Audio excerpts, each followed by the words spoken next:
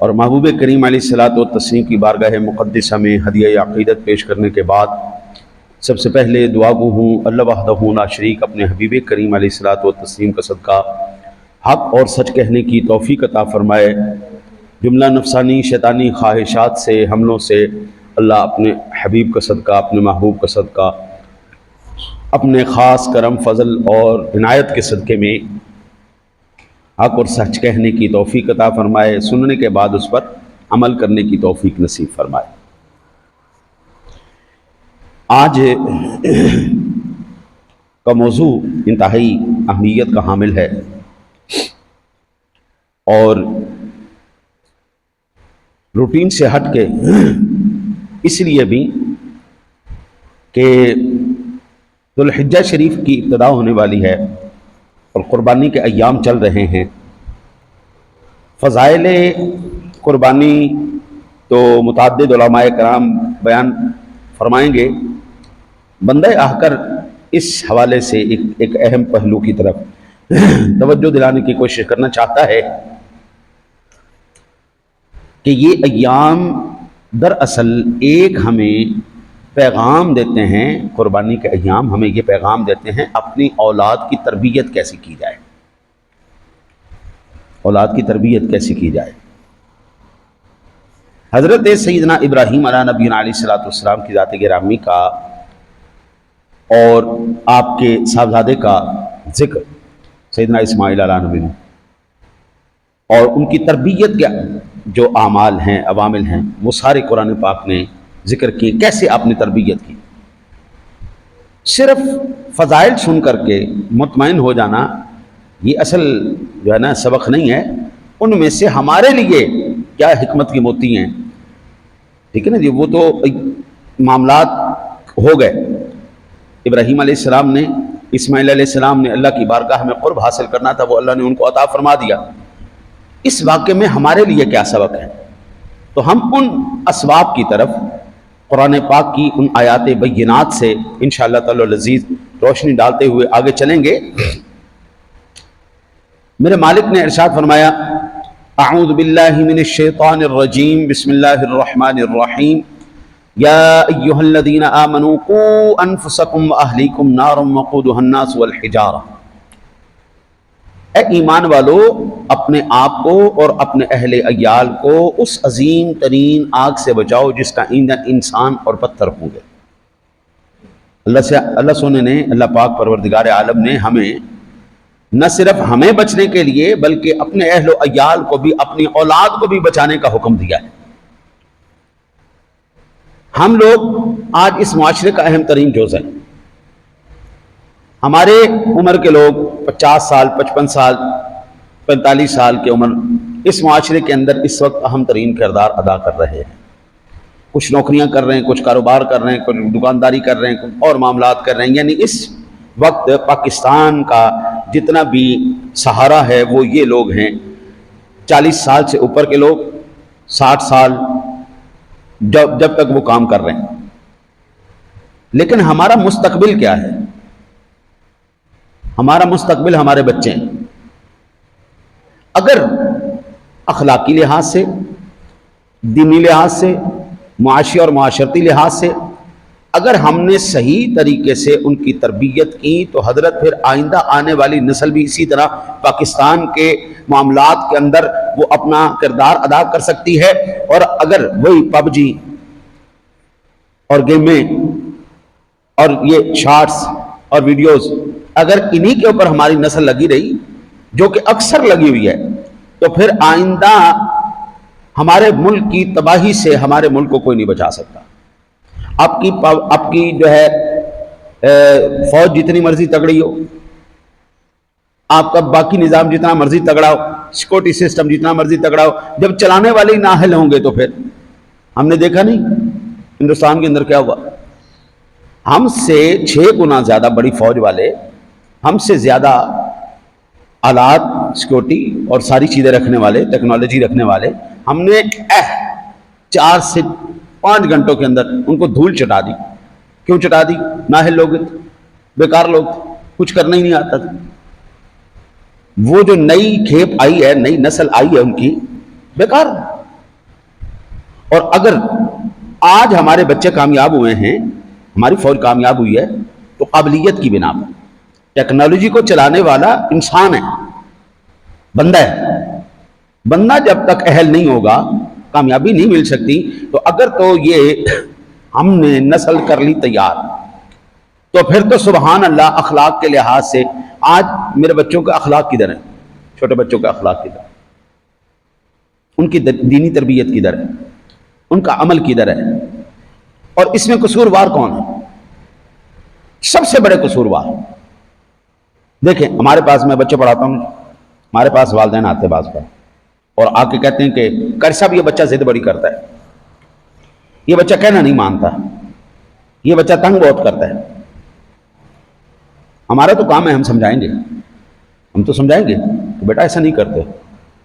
لیکن ذرا یہ بتائیے، قاری صاحب کے پاس بچہ آیا آدھے گھنٹے کے لیے، وہ بھی کبھی پیپروں نے اس کو جو ہے نا کلاس سکپ کرنے پر مجبور کر دیا، کبھی گھر میں آئے مہمانوں نے اس کو سکپ کر دیا، کبھی جناب آج بچے کا موڈ نہیں تھا پڑھنے کا، ہاں جی آج ہم باہر پارٹی پہ گئے ہوئے، یعنی 365 دنوں کے اندر آدھے سے زیادہ دن تو بچے کے گھر میں پیپروں، ٹیوشن کی معاملات اور یہ وہ سارے معاملات کی وجہ سے آدھے دن تو وہ ویسے چھٹی ہو جاتی۔ پھر اس کے اندر آدھے دن آپ جو اتوار کی چھٹیاں یا جو وہ چھٹیاں وہ نکال دیں، آپ آیا 365 دنوں کے اندر وہ مر کے آیا جی 100 دن، اور 100 دنوں کے اندر وہ بچہ آیا آدھا گھنٹہ۔ اب ایمان سے بتائیے وہ آدھا گھنٹہ زیادہ پر اثر ہے یا 23.5 گھنٹے جو ماں باپ کے پاس ہے وہ زیادہ ہے اس کے اوپر اثر انداز ہوں گے؟ استاد نے ایک دفعہ کہنا بیٹا یہ نہیں کرنا، تو اس کی پابندی کس نے کروانی ہے؟ ماں باپ نے۔ استاد نے ایک دفعہ بتانا ہے بیٹا اخلاق کا تقاضا یہ ہے، عمل کا تقاضا یہ ہے، اس کو پکا کس نے کرنا ہے؟ ماں باپ نے۔ بھائی جو سبق یہاں پہ پڑھا ہے وہ سبق یاد کون کروائے گا؟ زندگی کے اندر اس کی شخصیت کا وہ حصہ کون بنائے گا؟ وہ بنائیں گے ماں باپ۔ اور پھر وہ کہتے ہیں آپ کے پاس بچہ پڑھنے آتا ہے، بات ہماری نہیں مانتا۔ اب اس میں قصوروار ہم ہیں یا وہ ہیں؟ ہم ہیں یا وہ قصوروار ہیں؟ اس کا مطلب یہ ہوا بچے کی تربیت کے ساتھ ساتھ اس وقت ماں باپ کی تربیت کی بھی ضرورت ہے۔ صرف بچے کی تربیت کام نہیں کرے گی، اس وقت ماں باپ کی تربیت بھی ضروری ہے۔ ہمیں آج کے بچے سے نا جی، میرے والد گرامی سے آپ پوچھیں، میرے والد گرامی نے زندگی میں بچپن کیسے گزارا، جوانی کیسے گزاری، محنت کیسے کی، میری ماں نے کیا کیا، ان کی کیسی زندگی رہی، وہ ساری مجھے پتہ ہے۔ میری بچپن کی، میرے والد صاحب کی بچپن کی سٹرگل، جوانی کی سٹرگل، ان کے بڑھاپے کی سٹرگل، وہ جب تک زندہ رہے وہ مجھے پتہ ہے۔ لیکن کیا آج کی نسل کو پتہ ہے اس کے باپ نے کتنی محنت کی ہے، اس کی جوانی کیسے گزری ہے، اس کا بڑھاپا کیسے گزرا ہے؟ کیوں؟ اس کی سب سے بڑی وجہ کیا ہے؟ یہ موبائل زندہ باد۔ ابا جی گھر آئے، آتے ساتھ ہی ابا جی کے ہاتھ میں بھی موبائل ہے، اماں جی ہیں، اماں جی کے ہاتھ میں بھی موبائل ہے۔ تو آج کل جو تھوڑے سے پیسے والے ہیں انہوں نے اپنے بچوں کو بھی موبائل لے کے دیا، نہیں لے کے دیا ہو تو ٹیب لے کے دیا ہوا ہے، ٹیب نہیں لے کے دیا ہو تو کمپیوٹر لے کے دیا ہوا ہے، لیپ ٹاپ لے میرا پتر چل، تنگ نہ کر چل۔ یعنی آج کے بچے کو پتہ ہی کوئی نہیں اس کے باپ نے کتنی محنت کی ہے، اس کے باپ نے بچپن کہاں گزارا ہے، اس کے باپ نے جوانی کہاں گزاری، اس کے باپ کے دن کے ایام میں جو مشکلیں اس کو پیش آئیں کام کے دوران، دکان پہ، دفتر میں، نوکری پر، جو ادارے میں، کہیں پر بھی، اس کو کیا آج کے بالکل بچے کو کوئی نہیں پتا۔ اس کو کہتے ہیں جنریشن گیپ۔ اور یہ گیپ ایک دفعہ پیدا ہو گیا۔ اب کسی بھی ہماری عمر کے بزرگ کو پوچھیں آپ کے والد صاحب کیسے تھے، وہ آپ کو پوری تفصیل بتا دیں گے۔ جی میرے والد صاحب یہاں پہ پیدا ہوئے، یہاں پہ رہتے تھے، انہوں نے بچپن ایسے گزارا، انہوں نے جوانی ایسے گزاری، انہوں نے یہ کام کیا، انہوں نے یہ کام کیا۔ ہماری عمر کے سارے بندے بتا دیں، بلکہ جو ہمارے سے بڑے سینئر حضرات وہ یہ بھی بتا دیں گے میرا چچا کہاں رہتا تھا، میرا ماما کہاں رہتا تھا، میرا پھپھا کہاں رہتا تھا، میرا فلانا کہاں رہتا تھا، ہاں جی میرا ملویر کیا کرتا ہے، میرا مسیر کیا کرتا ہے، میرا پتریر کیا کرتا ہے، یہ سارے بتا دیں۔ لیکن آج کل کی نظر کو کہو کہاں ذرا نہیں بتا پائیں گے۔ اس کو کہتے ہیں جنریشن گیپ۔ اور اس کے قصوروار بچے ہیں، وہ تو کورے کاغذ ہیں، ان پر تو جو لکھو گے بابا وہ لکھا جائے گا، اور وہ ساری زندگی ان کی شخصیت کا حصہ رہے گا۔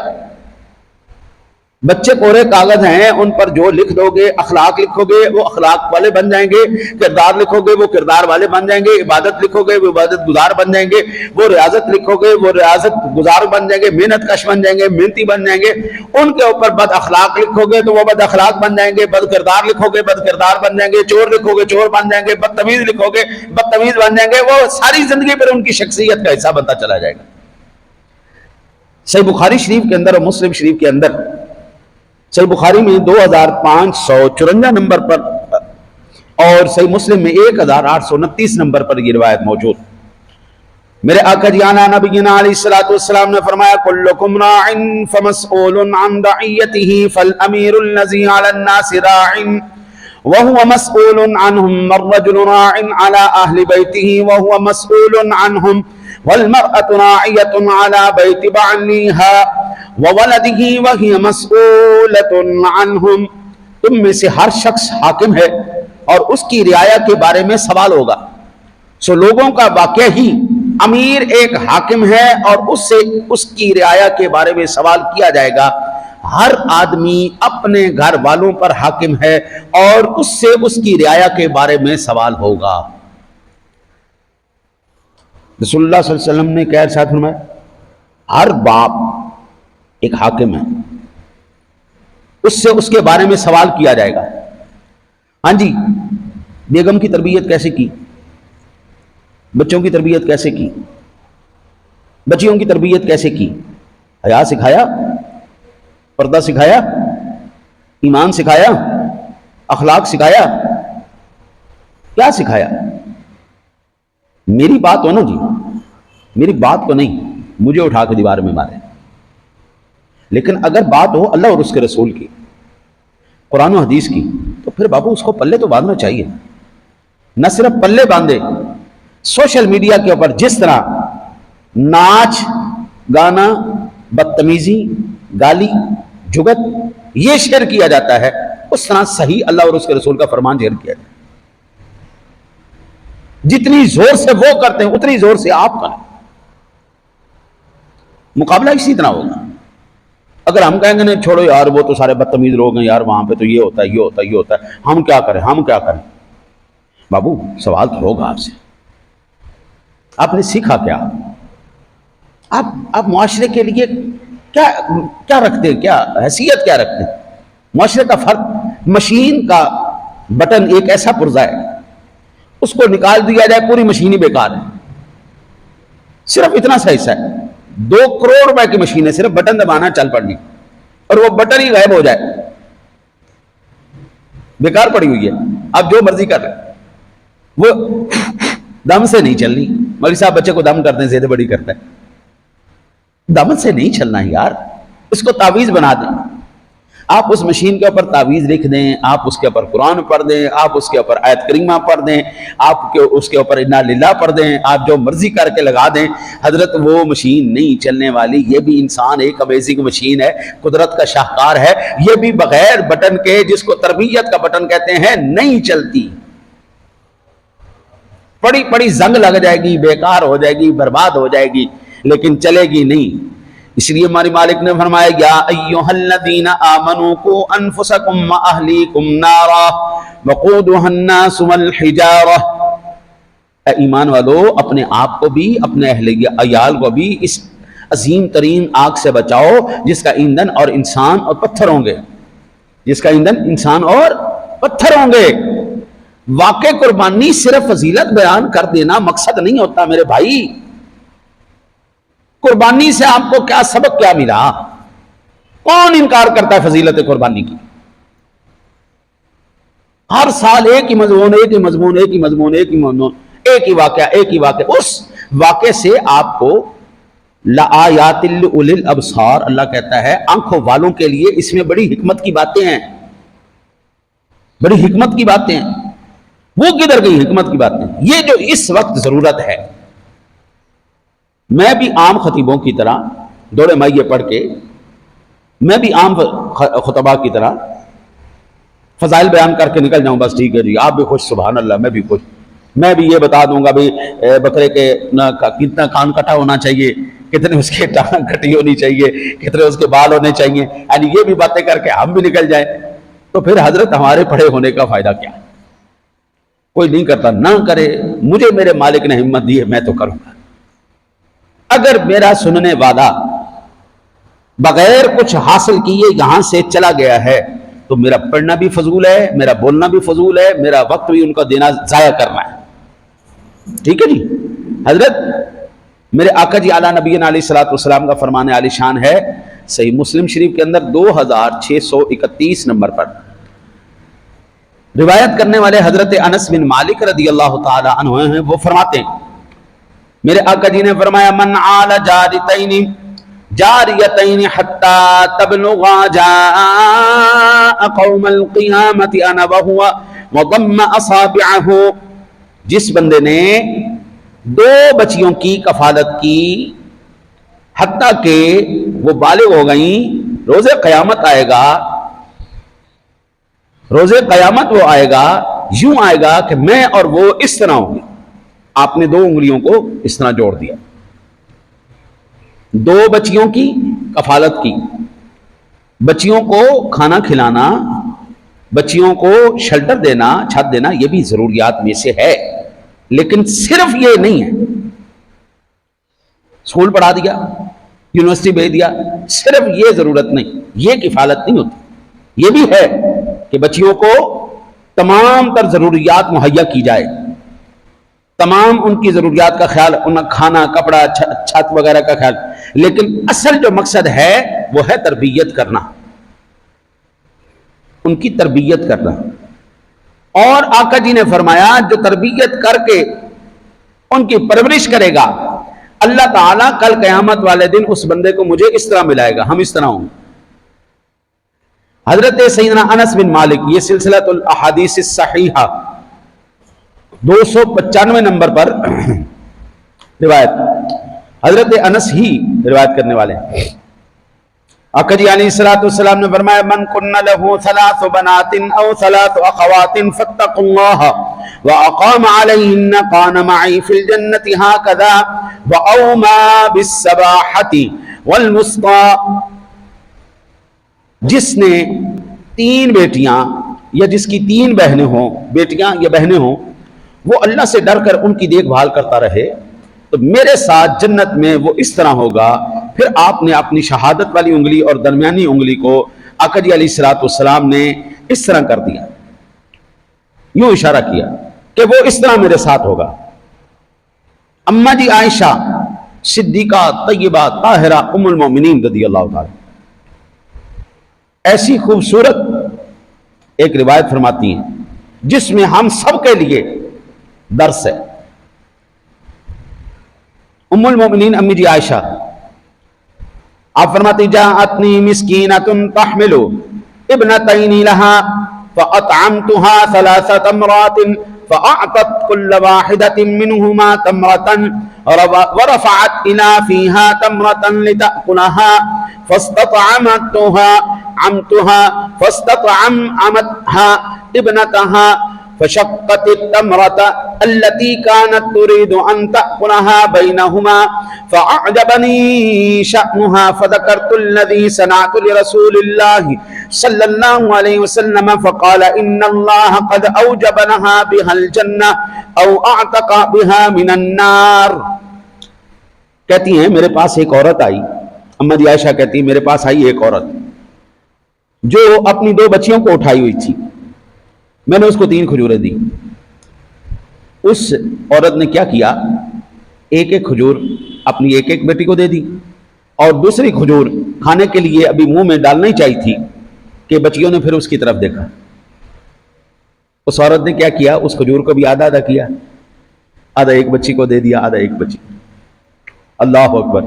اماں جی عائشہ کہتی ہیں میں یہ بات دیکھ کر نا بڑی مجھے تعجب ہوا، یار یہ کیا ممتا ہے، بس 3 میں نے دی، ایک مل گئی، لیکن جو ماں کے ہاتھ میں ہے وہ بھی ماں کی طرف وہ نگاہوں سے دیکھ رہی تھی کہ بھئی یہ بھی ہمیں ملے، تو وہ بھی دے دی. یہ صحیح مسلم شریف کے اندر 2630 نمبر پر روایت موجود ہے. اما جی عائشہ کہتی ہیں کہ جب عورت چلی گئی میں نے پھر یہ بات حضور سرور دو عالم صلی اللہ علیہ وسلم پر میں نے کہا یا رسول اللہ آج بڑا کمال ہو گیا. آج ایک عورت آئی جس کے بعد 2 بچیاں تھیں, میں نے 3 کھجوریں دی, ایک اس نے پہلے دے دی, جب تیسری منہ میں ڈالنے لگی بچیوں نے پھر اس کو دیکھا, اس نے وہ بھی آدھی آدھی کر کے دے دی. میرے آقا جی علیہ نبینا علیہ الصلوۃ والسلام نے فرمایا تمہیں پتہ ہے عائشہ اس عورت نے کیا کیا؟ اس نے صرف ایک کھجور اپنے منہ کی نہیں دی, اس نے اس کے بدلے میں اپنے اوپر جنت واجب کر لی. یہ سب سے مشکل ہوتا ہے اپنے منہ کا لقمہ کسی کو دینا, سب سے مشکل ہوتا ہے, یہ آسان نہیں اپنے منہ کا لقمہ دینا. وہ ایک استاد کے پاس ایک شاگرد پڑھتا رہا 10 سال پڑھنے کے بعد اس نے کہا استاد جی کوئی ایسی نصیحت کرو کہ زندگی میں میرے کام آئے. انہوں نے کہا بیٹا 10 سال میں نے نصیحت ہی کی تجھے, 10 سال جو میں نے پڑھایا وہ نصیحت ہی کی ہے, بچے اور کیا کیا؟ نہیں استاد جی کوئی ایسی بات, ایک بات ساری زندگی کے لیے کام ہو جائے. باتیں تو ساری یہی تھیں لیکن چلو تو کہتا ہے تو میں کر دیتا. میرا بچہ زندگی میں ایک بات یاد رکھنا, اللہ کو ہمیشہ اپنے سے بہتر سمجھنا, اللہ کو اپنے سے ہمیشہ بہتر سمجھنا.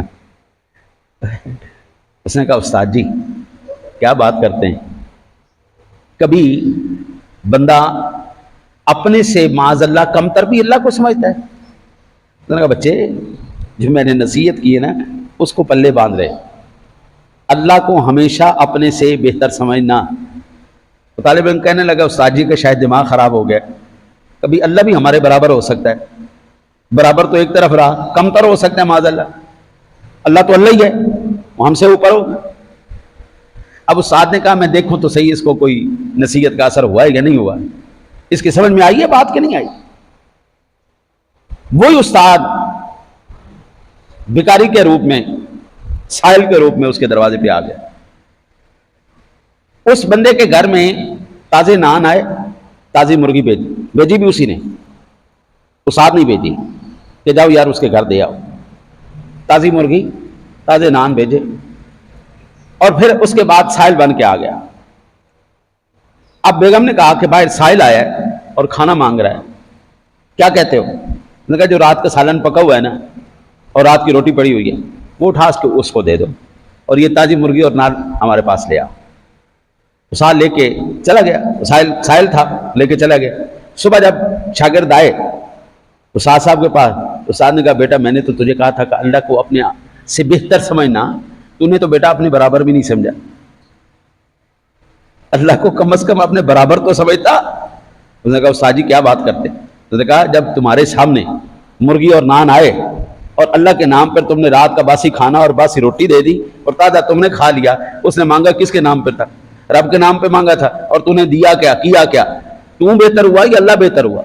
تو نے تو اپنے رب کو اپنے برابر بھی نہیں سمجھتا, آدھا خود کھاتا آدھا ان کو دیتا. تو حضرت منہ کا لقمہ نکال کے کسی کو دینا بڑا ہی مشکل ہوتا ہے.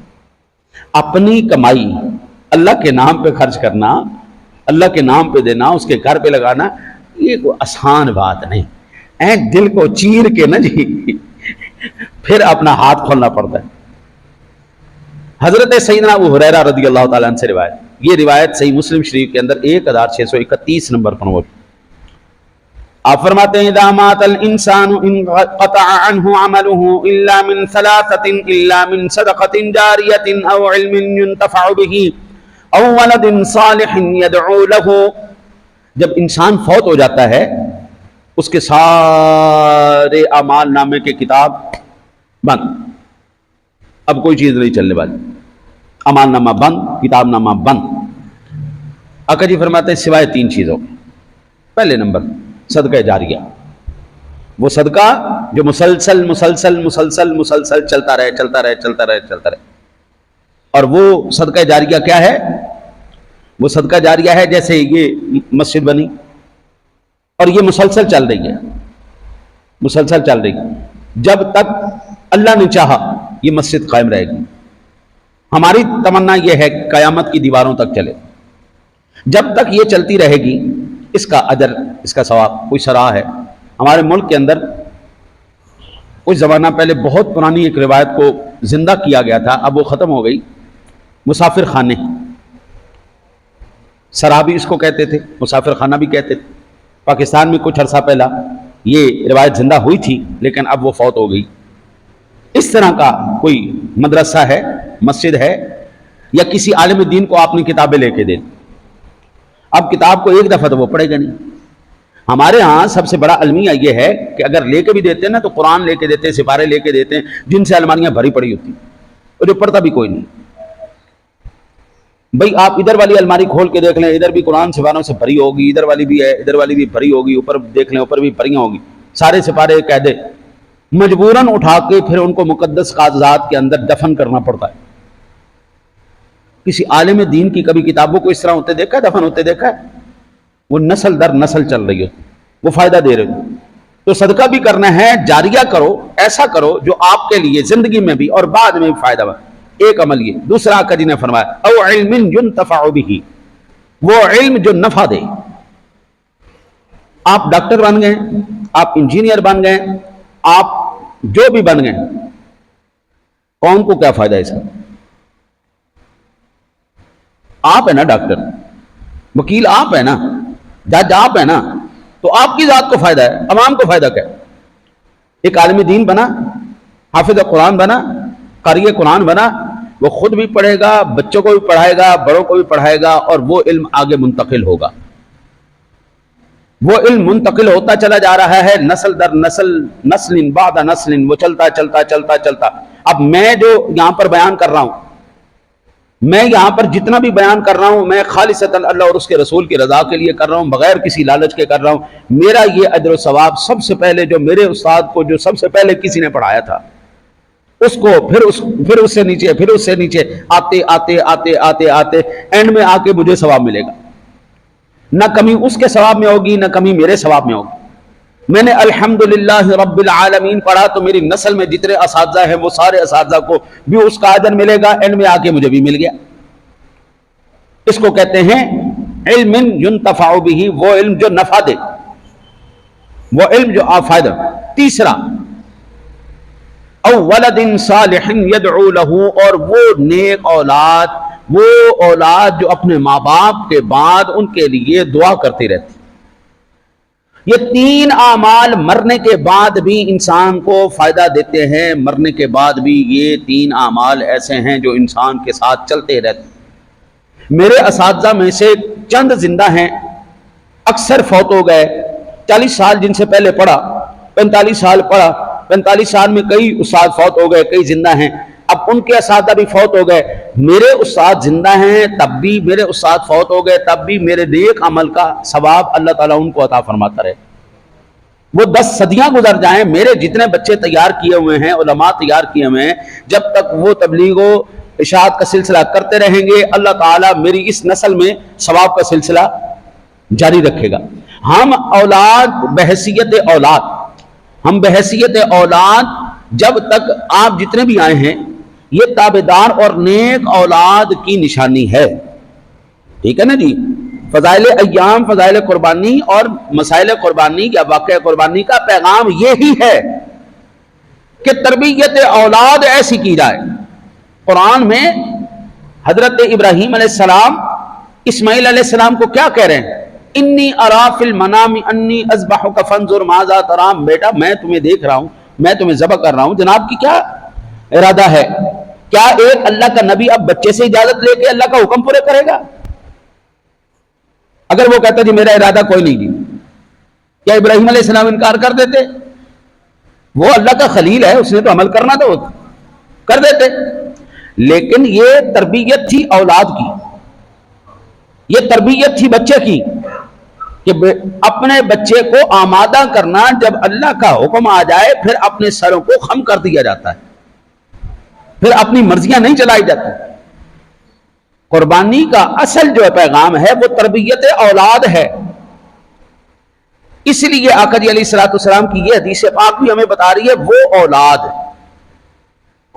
جن کے ماں باپ زندہ ہیں تب بھی، جن کے ماں باپ فوت ہو گئے تب بھی، ہر بچے کی یہ ایک فرض ہے ہر بچے کے اوپر اپنے ماں باپ کی مغفرت کے لیے وہ بندہ دعا کرتا رہے۔ نماز کے اختتام پر درود ابراہیمی کے بعد بے شمار دعائیں جو ہے وہ منقول ہیں، لیکن ہمارے علماء نے اپنے بچوں کو خاص طور پر یہ دعا یاد کروائی ہوئی ہے، ربنا اغفر لی ولوالدی وللمؤمنین یوم یقوم الحساب۔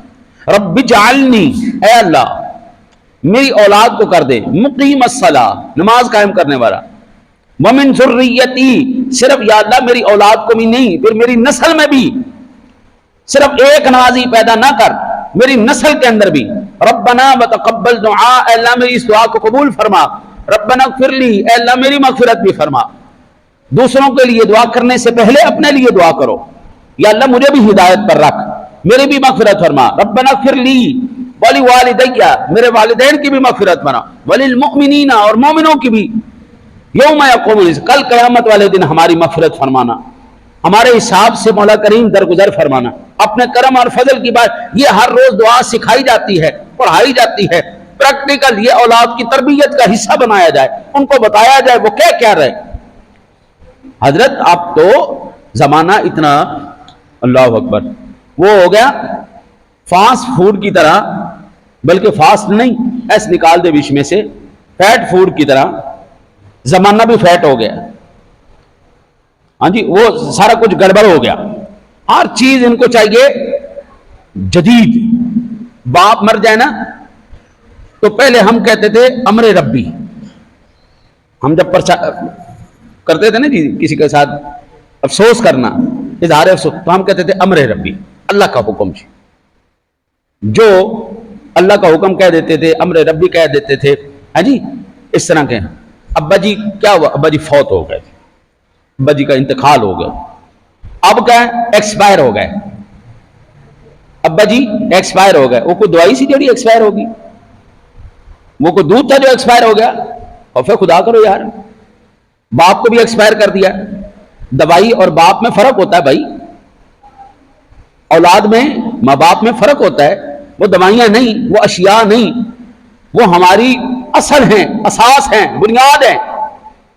اچھا، پہلے ہمارے آج بھی جنازے ہمارے خاندان میں آج تک کوئی ایسا جنازہ نہیں جس کو ہم گاڑی کے اوپر رکھ کے لے جائیں، اور بڑا آسان ہو گیا۔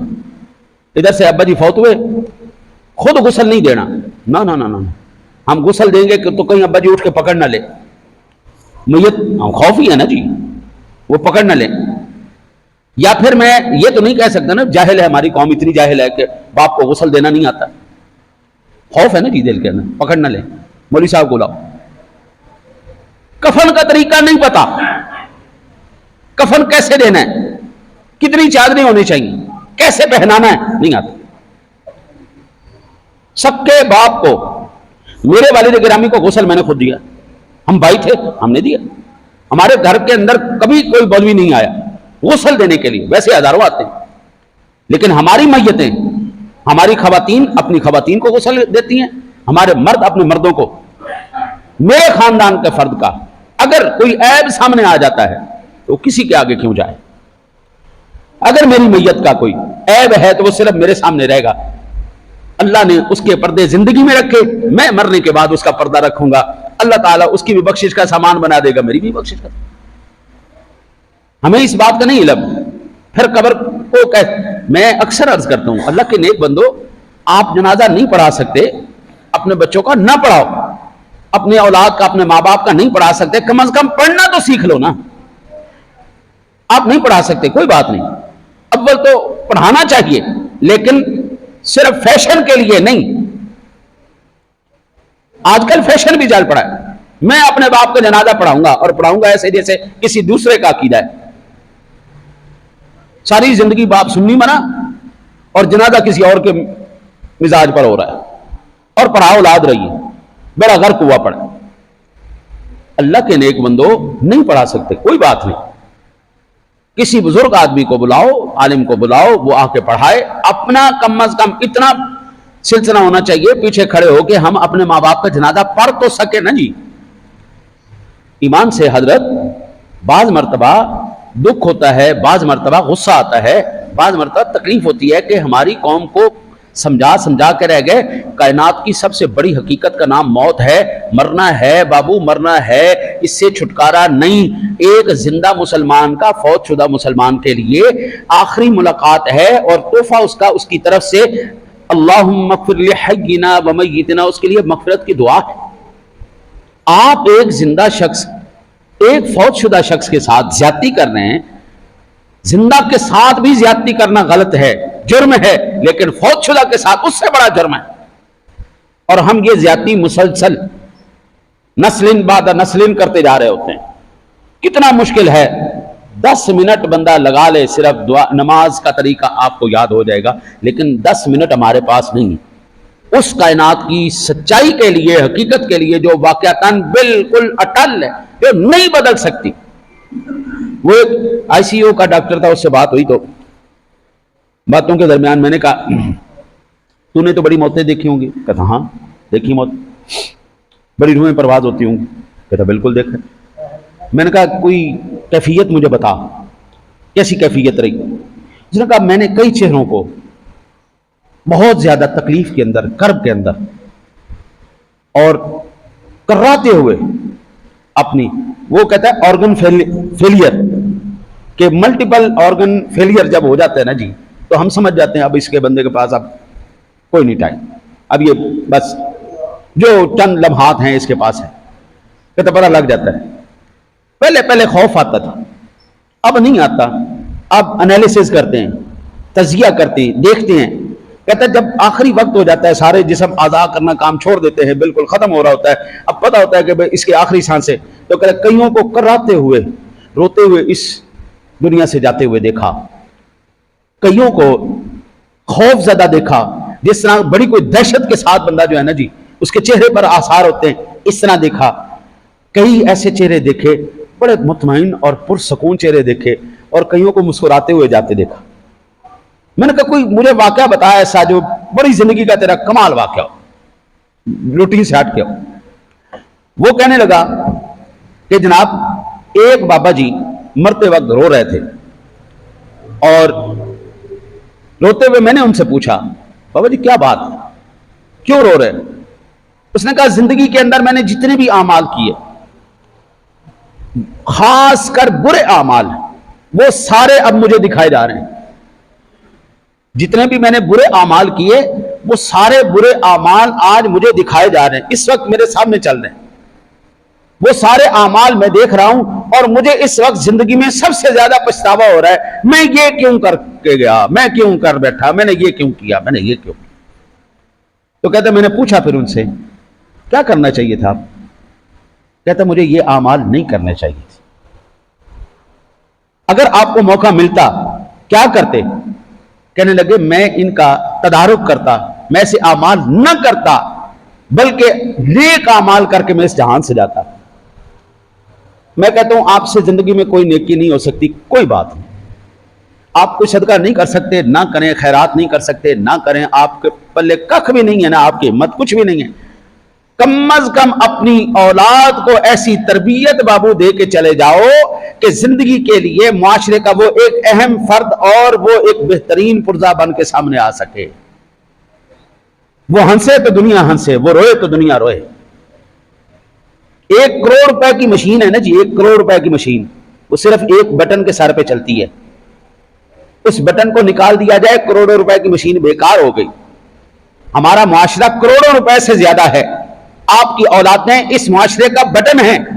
اگر یہ بٹن بہترین ہوں گے، اخلاق والے ہوں گے، کردار والے ہوں گے، اچھے عبادت گزار ہوں گے، نیک صالح ہوں گے، تو حضرت یہ معاشرے کی مشین بہترین انداز میں چلتی رہے گی۔ اور اگر یہی جو ہے بٹن ہی خراب ہوگا تو بابو نہیں چل سکتا، سارا کچھ ٹھپ ہو کے رہ جائے گا۔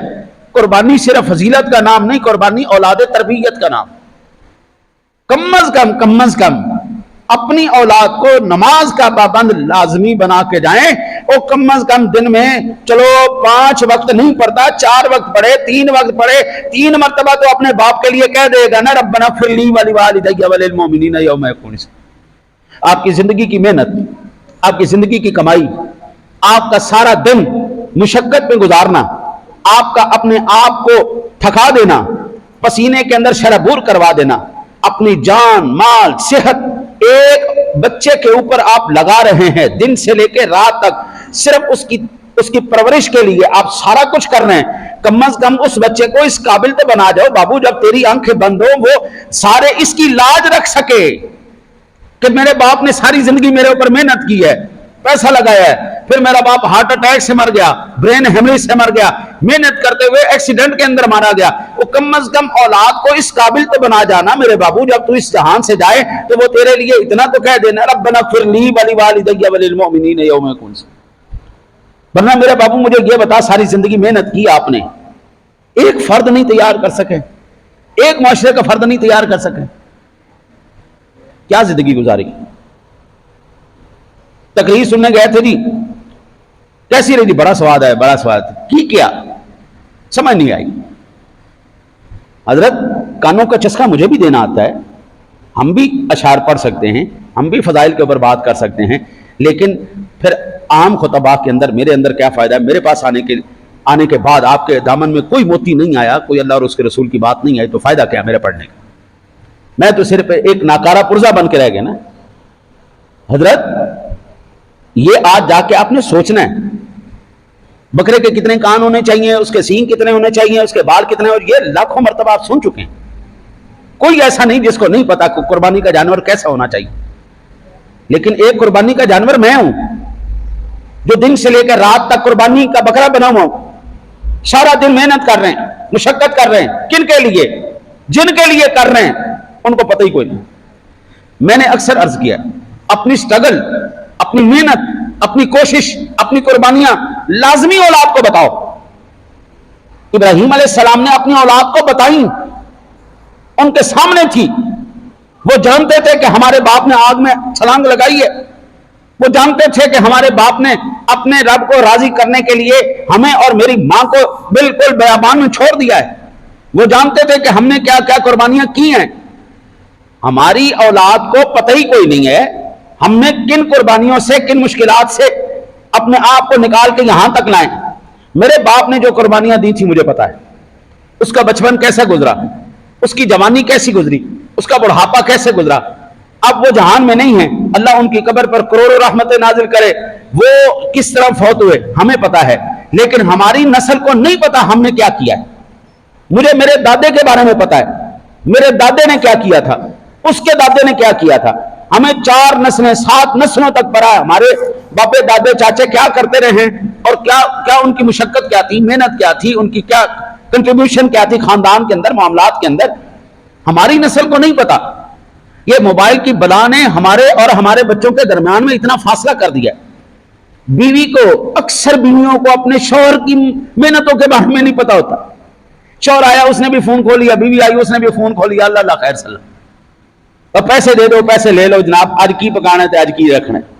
بھئی یہاں پہ بچی کے ہاتھ میں علیحدہ موبائل، بچے کے ہاتھ میں علیحدہ موبائل، بیوی کے ہاتھ میں علیحدہ موبائل، باپ کے ہاتھ میں علیحدہ موبائل، گھر سے آئے، باہر سے آئے، آتے ساتھ موبائل کھول لیا، دیکھو بچے نیڑے آنے کی کوشش کریں یا بڑی گال کرنے کی کوشش کریں، پر دفعہ ہو، سارا دن تھک کے آیا، 2 منٹ میں آرام ہی نہیں کرنے دیں، چین بھی نہیں لینے دیں، سکون لینے دو۔